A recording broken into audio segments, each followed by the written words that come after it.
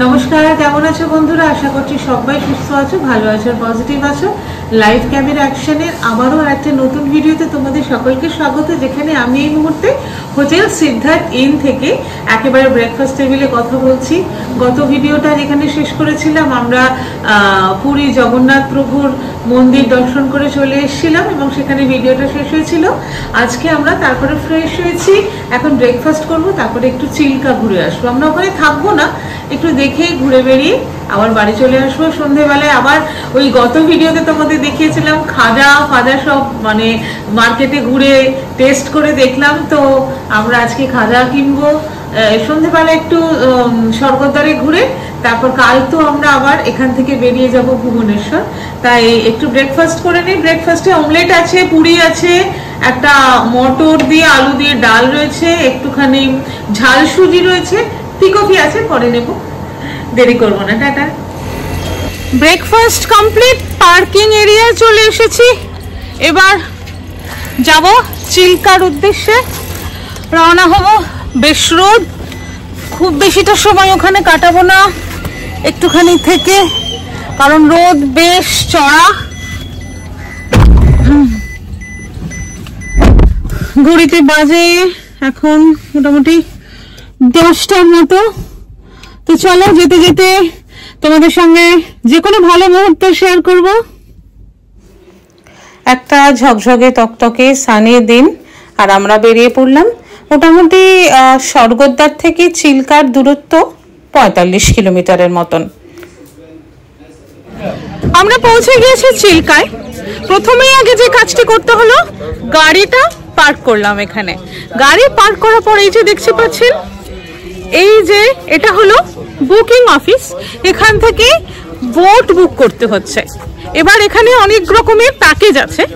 প্রথমে যেমন আমাদের বলেছিল 3500, 1.5 ঘন্টা, তারপরে যদি 2 ঘন্টা, এরকম ভাবে 3500, 4000, 5000 বিভিন্ন রকম রেট আছে। কিন্তু তারপর যেটা দেখা গেল, অফিস থেকে প্রচুর মানুষ তারা বাইরে এসে আমাদের সঙ্গে মোটামুটি একটা বার্গেনিং করলেন, করে একটা আন্ডারস্ট্যান্ডিং এ এলো। সেই জায়গা থেকে দাঁড়িয়ে আমরা 2050 টাকায় 1.5 ঘন্টার জন্য একটা বোট বুক করলাম। মোটামুটি 1.5 ঘন্টার মধ্যে ওরা আমাদের যে যে স্পটগুলো ঘোরাচ্ছে, আমি সেইগুলো সমস্ত কিছু আপনাদের বিস্তারিত জানাবো। তার আগে যেটা করি, এখন সময়টা ভীষণ অল্প। অলরেডি দেখুন এখানে প্রচুর গাড়ির ভিড় হয়ে গিয়েছে, কারণ সবাই বোট বুক করছে এবং চলে যাচ্ছে। রোদ মারাত্মক, তাই আগে বোটে উঠি, তারপরে প্রত্যেকটা স্পটে গিয়ে গিয়ে আমরা বলবো আপনাদের আমরা কোথায় কোথায় এসেছি। এখন থেকে একটাই কথা মনে হচ্ছে, এই পথ যদি না শেষ হয় তো বাইক চললেই বেশ হয়। কি জন্ডিস কেস হয় ব্রহ্মা জানেন।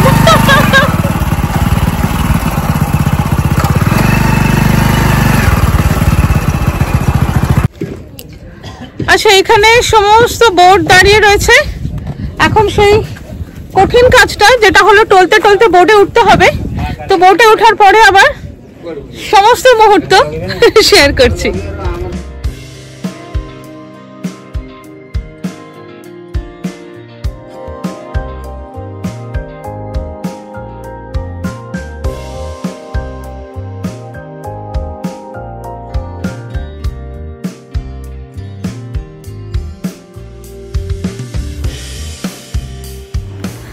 চিল্কা হলো মোহনা প্রকৃতির একটি অগভীর উপহ্রদ। এই উপহ্রদের প্রধান অংশের গভীরতা মোটামুটি 50 সেন্টিমিটারেরও কম। তবে কেন্দ্রীয় অংশের মানে মধ্যভাগের সর্বোচ্চ গভীরতা জানা যায় 3.5 মিটারের মতন।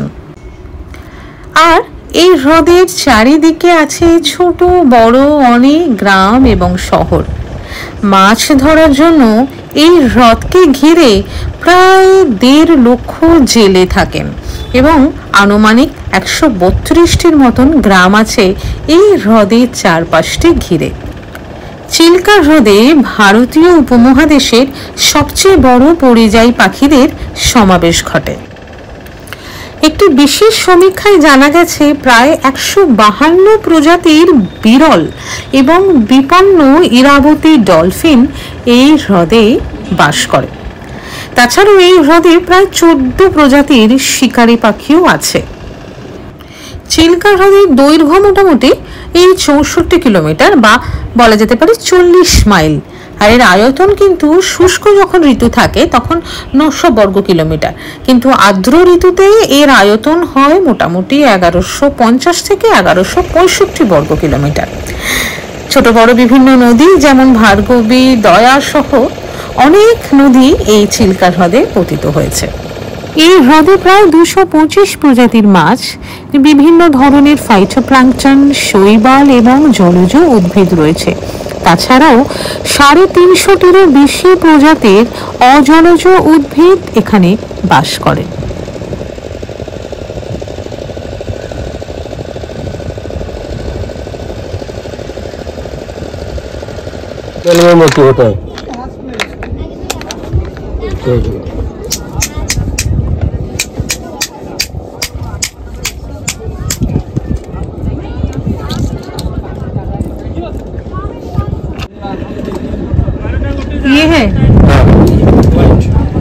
যাই হোক, আমরা বেশ কয়েকটি ঝিনুক দাদা ফাটিয়ে ফাটিয়ে ভেঙে ভেঙে একটার মধ্যে ঝিনুক বার করলেন। বললেন আসল ঝিনুকের রং নাকি সাদা হয় না, 3টি কালার হয়। একটা ঝিনুক এই ক্রিম কালার, যেটা একটা ক্রিম কালার হয়, একটা হয় একটু গোলাপি, আর একটা কালো। কালোটা জগন্নাথ দেবের জন্য, গোলাপিটা মাতা সুভদ্রার জন্য, আর যেটা সাদা ওটা বলভদ্রের জন্য। তো এটা কথায় আছে, কিন্তু আমরা দেখলাম আপনাদের সঙ্গেও তো সেটা ভাগ করে নিলাম। আমরা ওই ক্রিম কালারের মুক্তটা দেখতে পেয়েছি।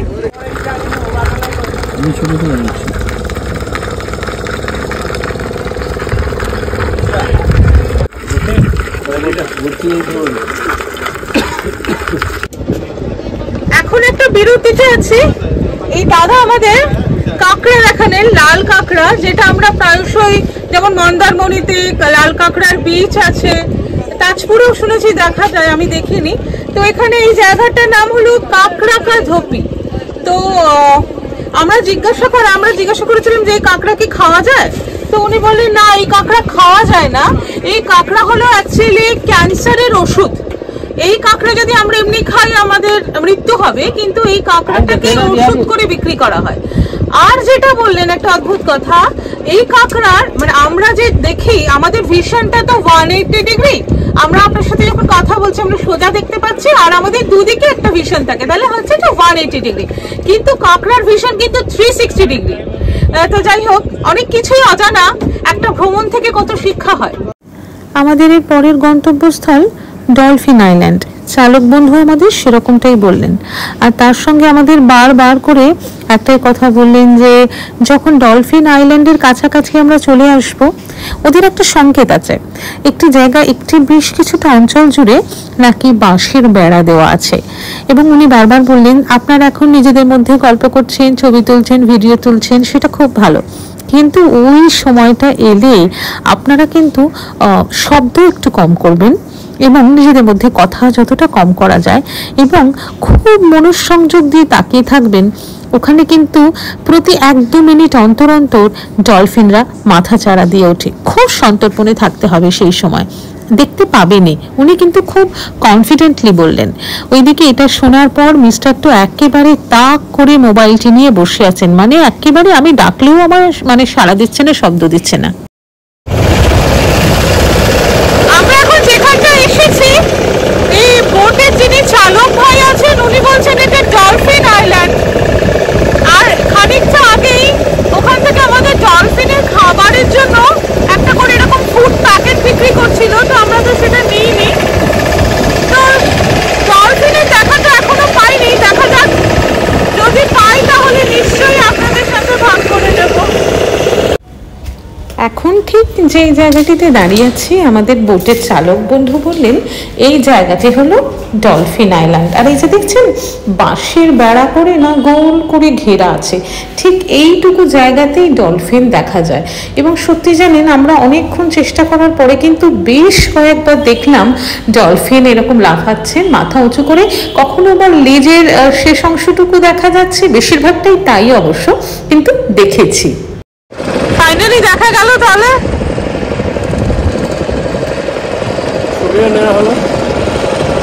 এইসব ছবি তোলা স্পেশাল কাজ। ওই লেসটা দেখা গেল হয়েছে অনেক প্রায় 3 ঘন্টার একটা নৌকা সফর, ভারী সুন্দর এনজয় করলাম। সত্যি বলতে কি, যখন আমরা হোটেল থেকে রওনা হচ্ছিলাম আমাদের দুজনের মধ্যেই বেশ ভয় ছিল যে গরমকাল, জানি না হয়তো সেভাবে চিল্কাটা এনজয় করতে পারবো না, পরে হয়তো আর একবার শীতকালে আসতে হবে। কিন্তু আমরা বেশ ভুলই প্রমাণিত হলাম।